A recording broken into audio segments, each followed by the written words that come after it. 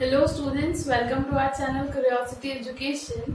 आज हम चैप्टर को आगे बढ़ा रहे हैं। आज हम क्या पढ़ेंगे? Electric potential and the potential difference, the two related topic you can say. Before going ahead हमें एक और पॉइंट पढ़ना है, दैट इज जनरली हम क्या बोलते हैं कि जो इलेक्ट्रिसिटी है हम उसे दो पार्ट में डिवाइड कर सकते हैं। Electricity can be studied I should say in two parts: static electricity and current electricity.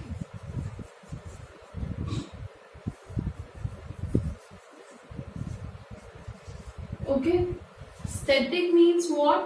At rest.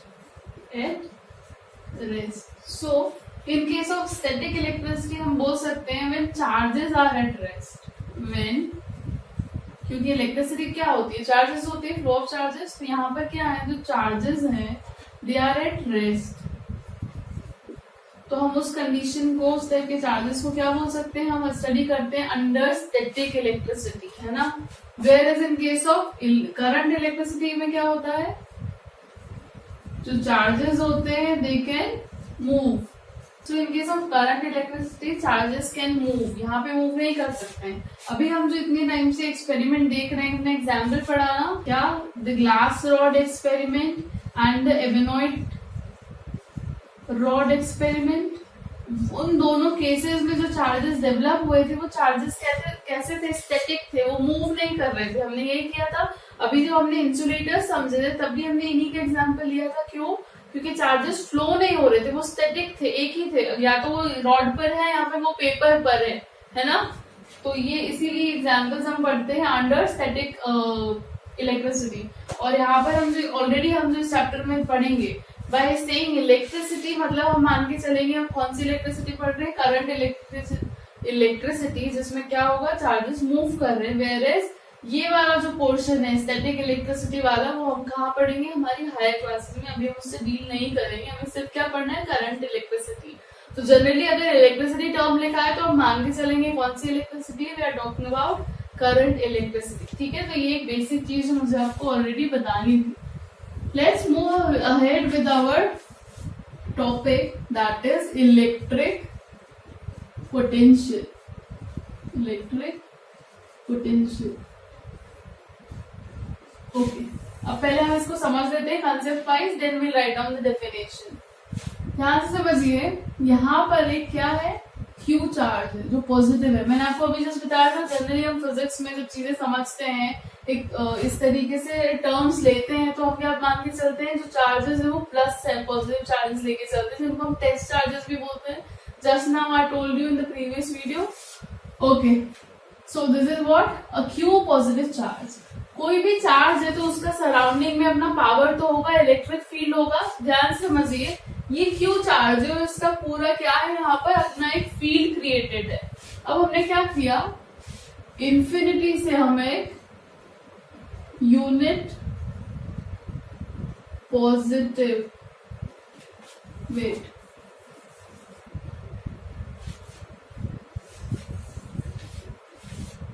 From infinity हम क्या लेकर आते हैं? एक यूनिट पॉजिटिव चार्ज। इसको हम कैसे लिख सकते हैं? +1। ये हो गया यूनिट पॉजिटिव चार्ज। और मान के चलिए कि जो हमें इलेक्ट्रोड पोटेंशियल डिफाइन करना है, वो एक पॉइंट है। मान लो ये पॉइंट P है। एट पॉइंट P हमें डिफाइन करना है क्या है? Electric potential. कंसेप्ट समझ में आ गया? ये क्या है? एक क्यू चार्ज है जिसका अपना एक फील्ड होगा, electric field.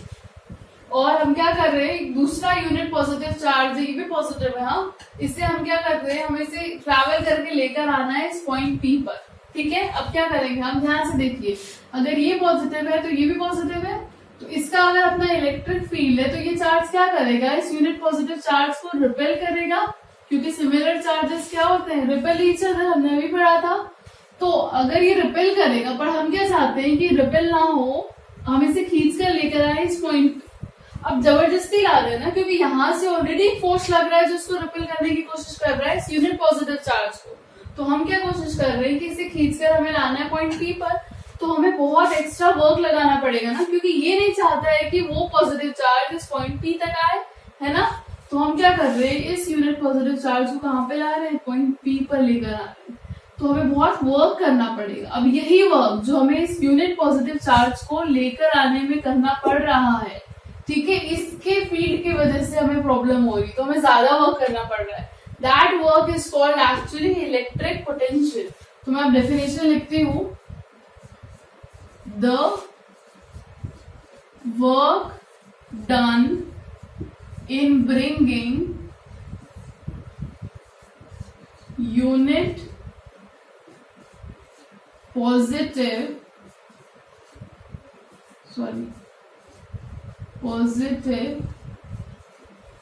charge from infinity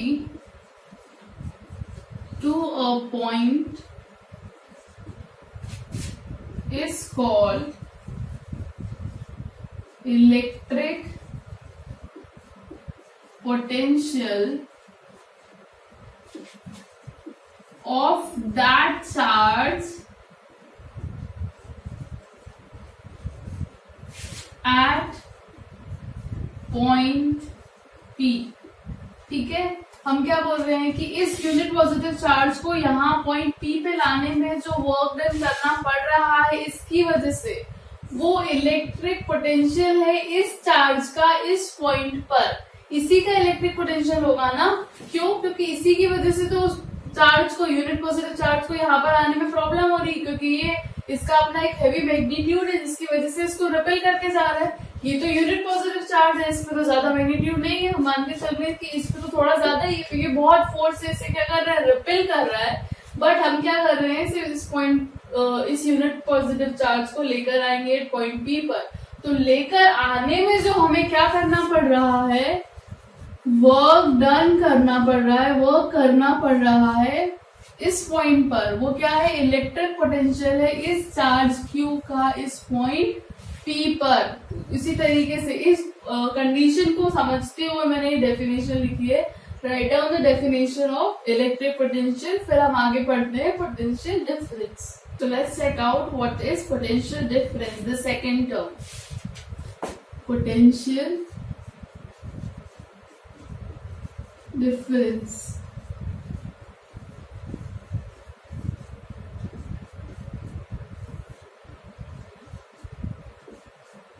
The difference between the electric potential, the difference between the electric potential of 2 point is called potential difference.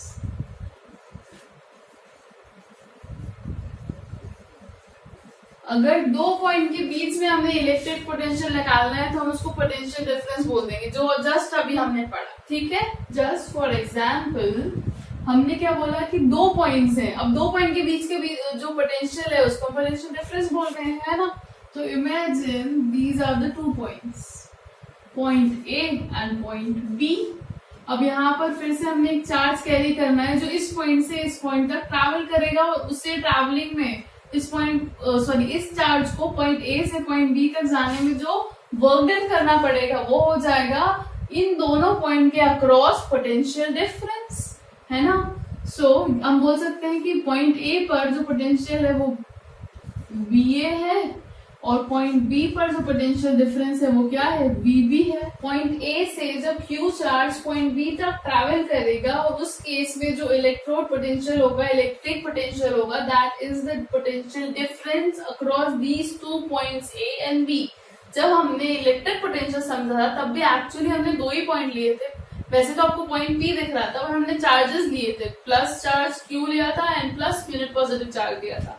यहाँ पर एक चार्ज ट्रेवल कर रहा है बट पॉइंट 2 है, वहां पर सिर्फ पॉइंट 1 था, ठीक है, समझ में आ रहा है। तो दो चार्ज के बीच में जब हम पोटेंशियल निकालेंगे तो उसको पोटेंशियल डिफरेंस बोलेंगे, क्योंकि हमें डिफरेंस निकालना पड़ेगा ना इन केस ऑफ इलेक्ट्रिक पोटेंशियल हम सिर्फ एक पॉइंट पे निकाल रहे थे, यहाँ पर हम 2 पॉइंट के बीच का निकाल रहे हैं, तो वो डिफरेंस आएगा ना। सो इलेक्ट्रिक पोटेंशियल हमने यही तो लिखा है, 2 पॉइंट के बीच का electric potential is called potential difference. तो डिफरेंस है, ओके। अब हम यहाँ पर पोटेंशियल डिफरेंस का फॉर्मूला लिख लेते हैं। पोटेंशियल डिफरेंस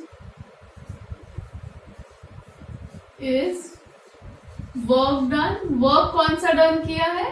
ट्रैवल करने के लिए जो वर्क डन करना पड़ रहा है क्यू चार्ज को, work done upon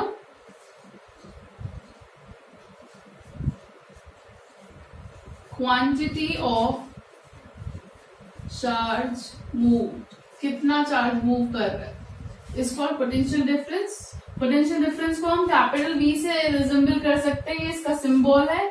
work done को हम W से रिजेंबल करते हैं और चार्ज को हम Q से रिजेंबल करते हैं। So this is our formula. So in this chapter of electricity you are going to see a lot of formulas.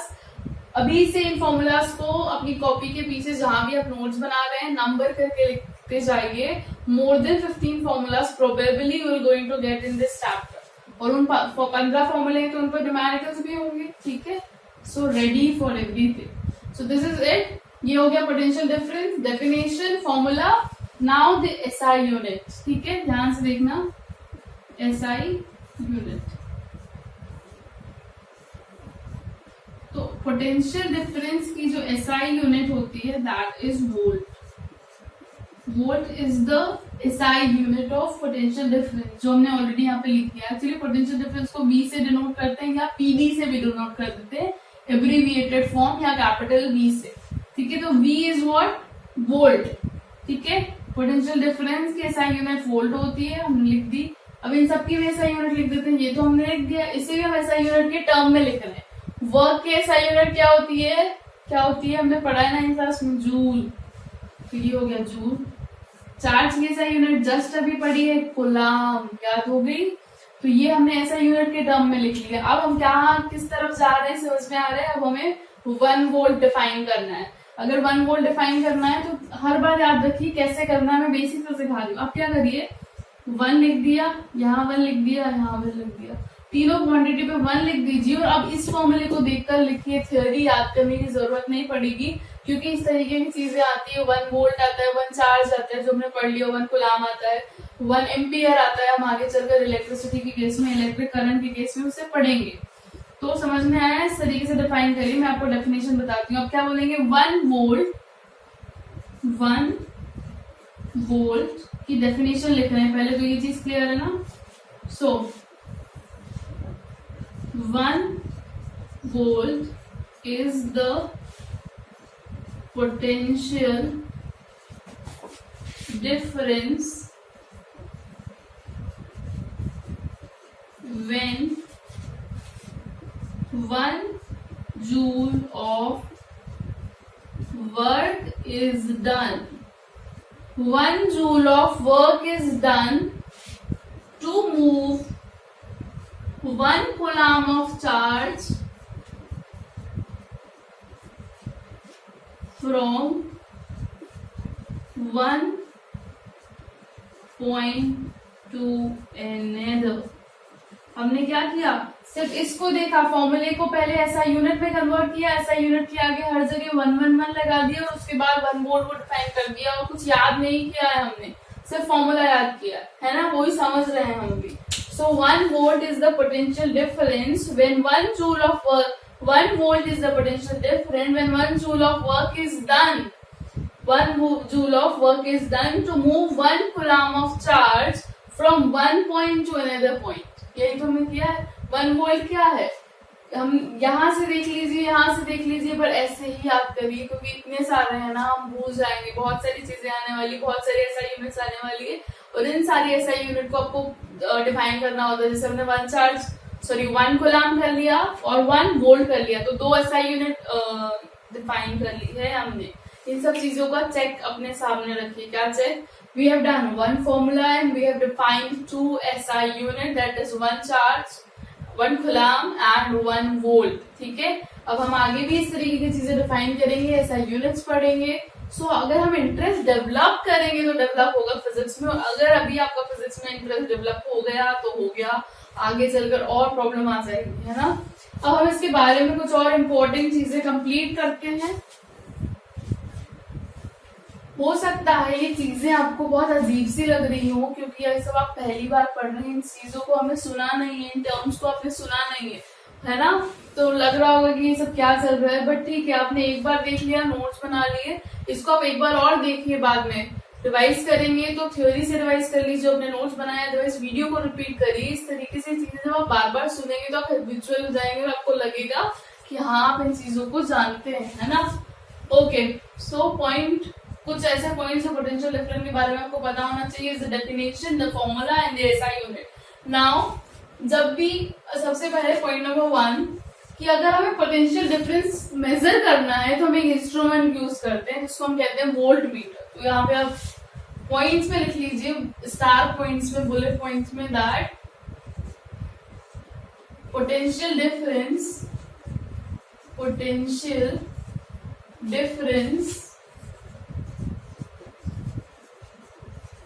can be measured by volt meter. ठीक है, ये तो हो गया इंस्ट्रूमेंट वोल्ट मीटर, जिससे हम क्या करेंगे, पोटेंशियल डिफरेंस को मेजर कर सकते हैं। Point number 2, volt meter is always and always connected in parallel to the points across which is to measured। जिन भी दो पॉइंट्स के बीच में हमें वोल्ट मीटर कनेक्ट करना है, जिन दो पॉइंट का हम क्या निकालना चाहते हैं, पोटेंशियल डिफरेंस निकालना चाहते हैं, उसके पैरेलल कनेक्ट होगा वोल्ट मीटर हमेशा। कैसे, तो देख लीजिए, जस्ट फॉर एग्जांपल, ये साइंस वगैरह अगर आप अवेयर है तो ठीक है, अदरवाइज ये रेजिस्टेंस का साइन होता है, जिसको हम अभी यहाँ पे मान के चलिए कि दो पॉइंट है, एक पॉइंट ए है और एक पॉइंट बी है। अब हमें इसके अक्रॉस पॉइंट ए और बी के बीच में, अभी हमने बोला था ना पोटेंशियल डिफरेंस क्या होता है, दो पॉइंट्स के बीच का electric potential is the potential difference. दो पॉइंट के बीच का electric potential is the potential difference, याद हो जाना चाहिए।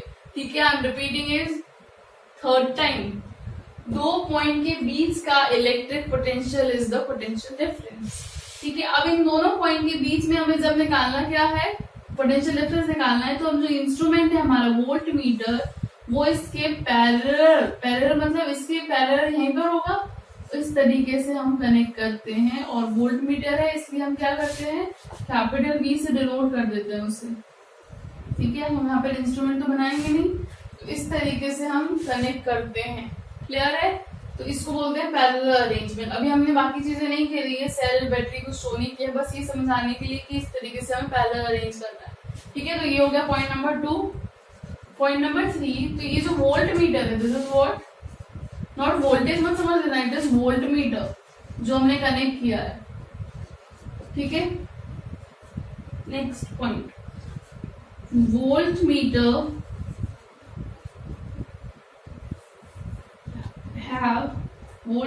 have high resistance so that it cannot take current from circuit। Basic हमको भी पता तो है ना कि सर्किट क्या होता है, दो वायर कनेक्टेड होते हैं, सेल होता है, फिर हम बल्ब कनेक्ट करके देख सकते हैं। थोड़ा बहुत हमने बेसिक क्लास में पढ़ा है, बाकी हम ऑलरेडी इस क्लास में पढ़ने वाले हैं, इस चैप्टर में पढ़ने वाले हैं। तो ध्यान समझिए कि जो वोल्ट मीटर होता है, इसका जो रेजिस्टेंस होता है वो हाई होता है। हाई रेजिस्टेंस का मतलब आप लिख लीजिए, हाई रेजिस्टेंस का मतलब कि यहां से no or negligible electrons can flow। ये होता है इसका मतलब कि या तो इलेक्ट्रॉन्स फ्लो हो ही नहीं रहे, बहुत कम हो रहे, नो तो हम बोल नहीं सकते, फिर भी नो और negligible electrons can flow is called high resistance. बहुत हाई रेजिस्टेंस है, मतलब जस्ट फॉर एग्जांपल मैं बोल रही हूँ इसका बहुत हाई रेजिस्टेंस है, मतलब इसमें से इलेक्ट्रॉन्स, इसकी कैपेबिलिटी तो है बट अभी हमने इसका रेजिस्टेंस हाई कर रखा है, तो क्या हो सकता है इलेक्ट्रॉन्स इसमें से फ्लो नहीं होंगे। ये सारी term you will get to aware as soon as will go ahead into this chapter. These terms might be very new to you, but sooner or later you will be aware of these terms. So, voltmeter क्या है? Have always have high resistance so that it cannot take current from circuit। अगर वो circuit से current लेगा, अगर यहाँ से circuit से इसमें current जाने लगा, तो वो क्या करेगा? अपनी रीडिंग बताने लगेगा। हमें किसकी रीडिंग चाहिए? वोल्टमीटर में हमें किसकी रीडिंग चाहिए? इन दो पॉइंट्स के अक्रॉस हमें क्या निकालना है? Potential difference.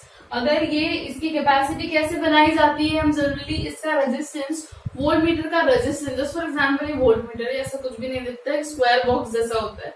वोल्टमीटर ये है, तो हमने इसे इस तरीके से डिजाइन किया है कि इसका रेजिस्टेंस कैसा है? हाई है, तो इसके अंदर से इलेक्ट्रॉन ट्रैवल ना कर सके और सर्किट से ये इलेक्ट्रॉन ले ना सके, इलेक्ट्रिसिटी इसमें से फ्लो ना हो सके। अगर ऐसा होता है तो ये हमें गलत रीडिंग देगा पोटेंशियल डिफरेंस की, इसलिए इसका रेजिस्टेंस हाई होता है। One more important point, ideally जो वोल्ट मीटर है उसका जो रेजिस्टेंस है वो इनफाइनाइट होना चाहिए। इनफाइनाइट का मतलब कि एक भी इलेक्ट्रॉन उसको से बिल्कुल इलेक्ट्रिसिटी पास ना हो सके, बट ऐसा आप ध्यान रखिए, आई थिंक आपने अभी तक इस टर्म सुनी नहीं होगी। हम हमेशा जब भी केमिस्ट्री पढ़ रहे हैं या साइंस पढ़ रहे हैं, हम बोलते हैं कि ये चीज परफेक्ट एक केमिकल रिएक्शन हो रही है कि 100% रिएक्टेंट प्रोडक्ट में कन्वर्ट हो रहा है, या कोई भी प्रोसेस 100% नहीं होती, इट इज अ मिथ, है ना।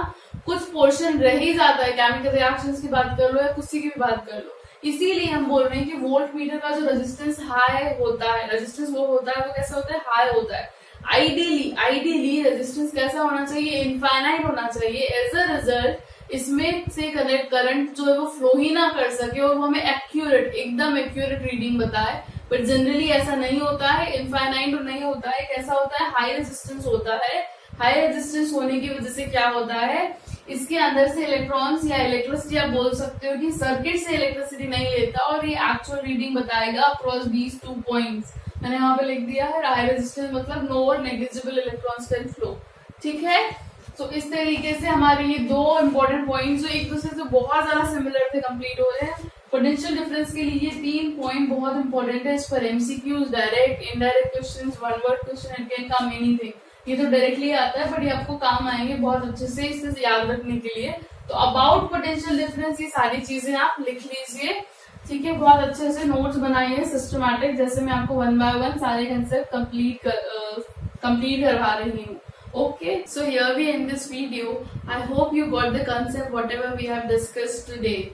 If you are liking our video and getting benefited from these topics and videos, then definitely like our video, share with your friends, also subscribe our channel and press the bell icon for more notification. Thanks a lot for watching.